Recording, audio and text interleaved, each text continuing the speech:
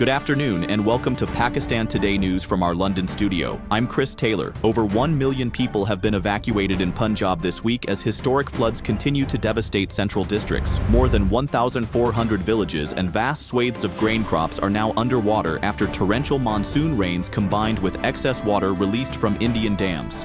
In Khadirabad, residents waded through chest-deep water as the Chenab River threatened to breach its barrage. Prime Minister Shehbaz Sharif, joined by federal ministers and Punjab Chief Minister Maryam Nawaz, visited the affected areas. The Premier stressed the urgent need for new water reservoirs to counter Pakistan's recurring flood disasters. So far, Punjab has reported 20 deaths, contributing to a nationwide toll of over 800 since late June.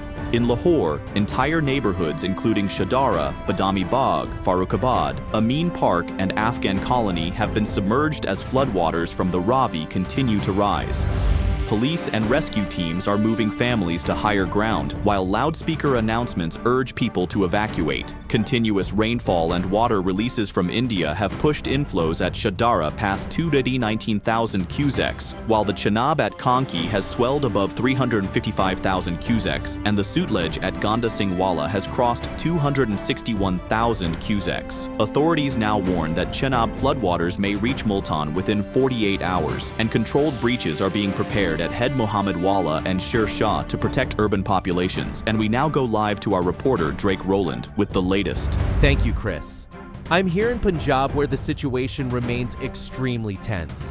The towns of Jang and Chinyot are facing severe threats as surging waters move down the Ravi and Chenab. Over 1.1 million people have already been evacuated, with more than 1,600 villages submerged this week.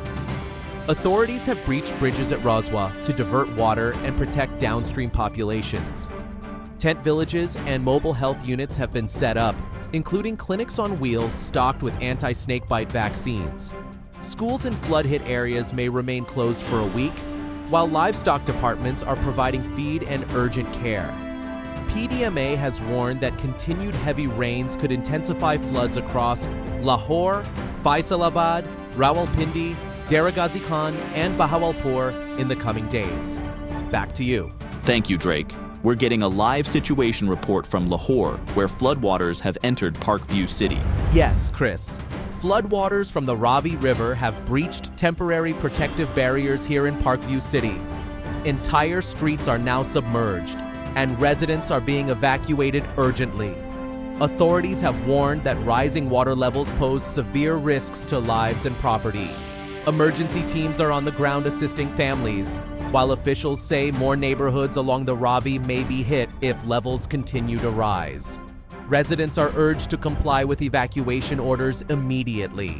Meanwhile, rescue and relief efforts are in full swing. Pakistan Army troops using helicopters and boats have moved families from Gujranwala, Head Kanki, Sialkot, and Narawal to safety. Relief camps are providing medical aid, while Punjab police have deployed over 15,000 personnel, 700 vehicles, and 40 boats. So far, police say they have relocated more than 62,000 people and rescued over 50,000 livestock. Turning to politics, Pakistan Tehreek-e-Insaf has suspended its political activities for 1 week in solidarity with flood victims. PTI Chairman Barrister Gohar said Punjab faces a national emergency and called for unity. Meanwhile, 19 members of the Sunni Ittihad Council, including Gohar, Amir Dogar, Waqas Akram, and Sher Afzal Marwat, have resigned from National Assembly committees. PTI Chief Whip Amir Dogar confirmed that more resignations are expected by September 1st. In Islamabad, President Asif Ali Zardari has signed the Legal Practitioners and Bar Council's Amendment Bill 2025.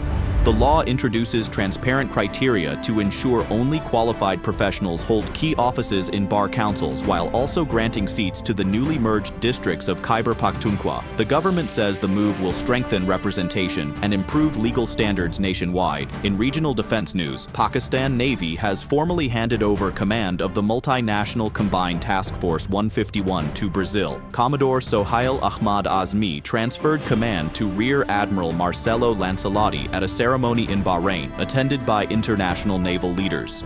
During its tenure since January, Pakistan Navy conducted extensive operations with 13 partner nations, strengthening maritime cooperation.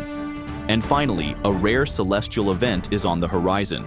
For the first time in Pakistan's history, a blood moon will be visible on the night of September 7th and 8th. The total lunar eclipse will last over 5 hours, beginning at 8:28 p.m., peaking at 11:12 p.m., and ending at 1:55 a.m.